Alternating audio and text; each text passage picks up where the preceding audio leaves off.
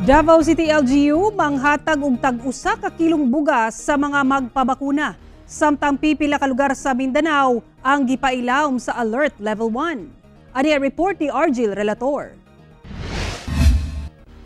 Sa gipagula nga quarantine classification sa IATF sugod May 16 hangtod 31, magpabilin sa Alert Level 1 ang Davao City. Gani sa barangay risk classification sa Davao City, sa 182 ka mga barangay, usa lang ang anaa sa low risk nga mao ang barangay Kabantian, samtang ang tanan anaa sa pinakaubos nga minimal risk.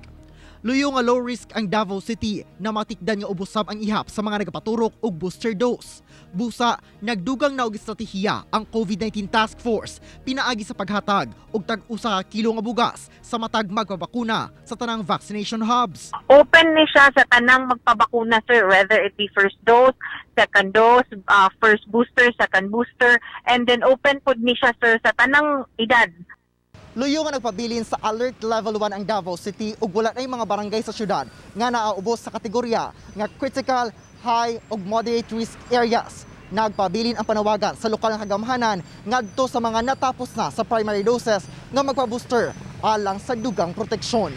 Samtang magpabilin sab sa Alert Level 1 ang mga syudad sa Zamboanga, Cagayan de Oro, Iligan ug Butuan ug mga probinsya sa Bukidnon, Camiguin, Misamis Occidental ug Oriental ug Surigao del Sur. Miubusab ang ihap sa mga lugar nga naa sa Alert Level 1 sa Mindanao nga mao ang mga lungsod sa Mahayag, Zamboanga del Sur, Diplahan, Zamboanga, Sibugay, Calamansig, Sultan Kudarat ug Upi, Maguindanao.